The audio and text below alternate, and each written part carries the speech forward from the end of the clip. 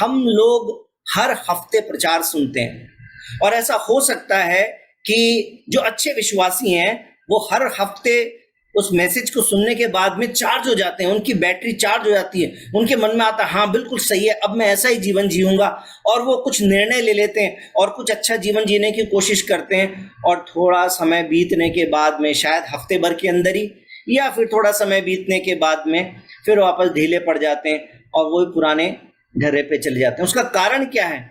उसका कारण ये है कि हम वचन को सुनने के बाद में अपनी ताकत से वो बनने की कोशिश करते हैं जो परमेश्वर हमें बनाना चाहता है, क्योंकि वचन तो सही है, वचन जैसा बनाना चाहता है वैसे ही हम सुन रहे हैं, लेकिन हम अपनी सामर्थ्य में करने लग जाते हैं। मैं आज आपको फॉर्मूला देना चाहता हूं। जो वचन आप सुनते हैं उसको नोट कर लीजिए, और बाद में पूरे हफ्ते उस वचन को देख देख कर, पढ़ पढ़ कर, या फिर मैं YouTube पे जब उसको डाल देता हूं तो फिर से उसको देखिए और उसको सुनकर, उसको रोक रोक कर वहां पर प्रार्थना करिए, हाँ प्रभु जैसा हमने सीखा मुझे ऐसा बनाइए, पवित्र आत्मा ऐसा मेरे जीवन में करिए। मैं आपको बोलना चाहता हूं, पवित्र आत्मा को यदि आप अपने जीवन में काम करने देंगे तो जो आप आज तक नहीं कर पाए, जैसे आप आज तक नहीं बन गए, प्रचार आपने बहुत सुना, आपको बहुत अच्छा लगा, आप चाहते थे कि मैं ऐसे ही बन जाऊं परंतु नहीं बन पाए, तो अब ऐसा ही करिए कि पवित्र आत्मा को अपने जीवन पर नियंत्रण दीजिए। कहिए पवित्र आत्मा, ये वचन मैंने सुना है, ये बात मैंने सीखी है, अब मैं ऐसा बनना चाहता हूं, मेरी सहायता करें, मुझसे नहीं हो पाता, मेरी सहायता करें। पवित्र आत्मा, ये जो बात मुझे अच्छी लगी है, मुझे आपने छू लिया, अब ऐसे ही करने में मेरी सहायता करिए। आप देखिएगा पवित्र आत्मा आपकी सहायता करेगा, आप बदलते जाएंगे। मेरे भाइयों और बहनों, आज सुबह पवित्र आत्मा के ऊपर प्रचार हो रहा था और मेरे मन में एक चिंता हुई कि बहुत सारे लोग पवित्र आत्मा के बारे में गलत समझते हैं।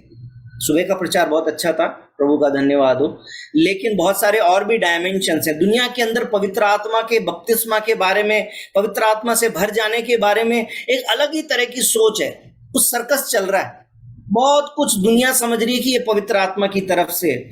आप परमेश्वर के वचन को जानते हैं, समझते हैं, तो आप अंदर से समझिएगा कि वो सारी बातें क्या वो सच में पवित्र आत्मा की तरफ से हैं। मेरे भाई और बहनों, आपको बता दूं, ये ऐसे चर्चेज हैं जहां पर 10,000, 20,000, 25,000 लोग एक साथ परमेश्वर की आराधना करते हैं। बहुत बड़े बड़े पास्टर्स हैं, दुनिया में इनका बहुत नाम है, आप इनसे प्रभावित हो सकते हैं। अपने विश्वासी जीवन के शुरुआत में हम लोग भी बड़े प्रभावित होते थे इन सारी बातों को देखकर। हो सकता है कि आप आस पड़ोस में भी इस तरह की बातों को देखते होंगे। मेरे भाई और बहनों, पवित्र आत्मा मसीह के जैसा बनने में हमारी सहायता करता है। पवित्र आत्मा पवित्र है, वो हमें पवित्र बनाता है, वो हमें जंगली नहीं बनाता, वो हमें गड़बड़ी करने वाला नहीं बनाता, वो हमें कुत्ते की तरह भौंकने वाला नहीं बनाता, वो हमें पागलों की तरह हंसने वाला नहीं बनाता, वो हमें अन्य अन्य भाषा के नाम पर बहुत सारे तमाशे और सर्कस करने वाला नहीं बनाता। मैं ये नहीं कह रहा कि अन्य भाषा का वरदान नहीं है, जेन्युइन वरदान है। यदि आप परमेश्वर से प्रार्थना करेंगे, परमेश्वर का बपतिस्मा आपको मिलेगा तो आपको ये वरदान मिल सकता है। परंतु क्या परमेश्वर के वचन में आत्मिक हंसी का भी वरदान है? क्या आत्मिक भौंकने का भी वरदान है?